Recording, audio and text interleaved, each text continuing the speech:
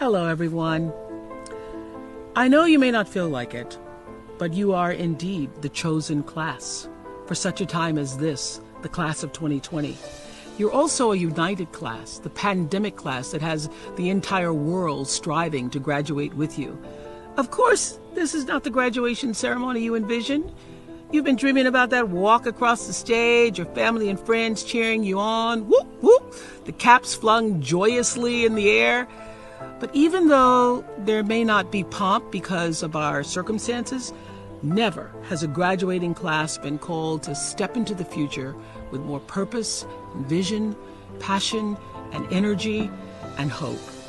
Your graduation ceremony is taking place with so many luminaries celebrating you on the world's Facebook stage, and I'm just honored to join them and salute you.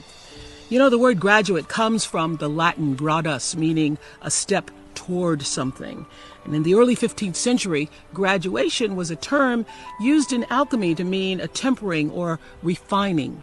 Every one of us is now being called to graduate, to step toward something, even though we don't know what. Every one of us is likewise now being called to temper the parts of ourselves that must fall away, to refine who we are, how we define success, and what is genuinely meaningful. And you, the real graduates on this day, you will lead us. I wish I could tell you I know the path forward. I don't. There is so much uncertainty. In truth, there always has been. What I do know is that the same guts and imagination that got you to this moment, all those things are the very things that are going to sustain you through whatever is coming. It's vital that you learn, and we all learn, to be at peace with the discomfort of stepping into the unknown. It's really okay to not have all the answers. The answers will come for sure if you can accept not knowing long enough to get still and stay still long enough for new thoughts to take root in your more quiet, deeper, truer self. The noise of the world drowns out the sound of you. You have to get still to listen. So can you use this disorder that COVID-19 has wrought? Can you treat it as an uninvited guest that's come into our midst to reorder our way of being? Can you, the class of 2020, show us not how to put the pieces back together again, but how to create a new and more evolved normal, a world more just, kind, beautiful, tender, luminous, creative, whole? We need you to do this, because the pandemic has illuminated the vast systemic inequities that have defined life for too many for too long. For poor communities without adequate access to health care, inequality is a pre-existing condition. For immigrant communities forced to hide in the shadows, inequality is a pre-existing condition. For incarcerated people with no ability to social distance, inequality is a pre-existing condition. For every person burdened by bias and bigotry, for every black man and woman living in their American skin, fearful to even go for a jog, inequality is a pre-existing condition. You have the power to stand for, to fight for, and vote for healthier conditions that will create a healthier society. This moment is your invitation to use your education to begin to heal our afflictions by applying the best of what you've learned in your head and felt in your heart.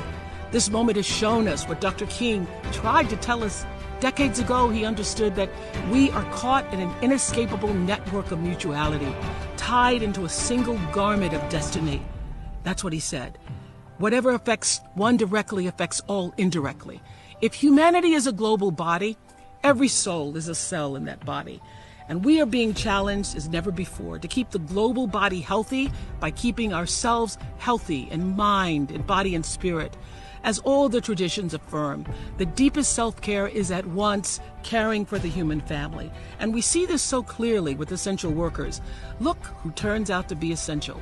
Teachers, your teachers, healthcare workers, of course, the people stocking grocery shelves, the cashiers, the truck drivers, food providers, those who are caring for your grandparents, those who clean the places where we work and shop and carry out our daily lives.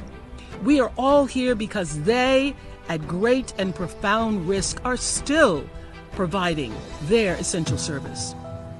What will your essential service be? What really matters to you? The fact that you're alive means you've been given a reprieve to think deeply about that question. How will you use what matters in service to yourself, your community, and the world? For me, it's always been talking and sharing stories. For you, well, that's for you to discover. And my hope is that you will harness your education, your creativity, and your valor, your voice, your vote, reflecting on all that you've witnessed and hungered for, all that you know to be true, and use it to create more equity, more justice, and more joy in the world. To be the class that commenced a new way forward, the class of 2020. Bravo. Brava, brava, brava.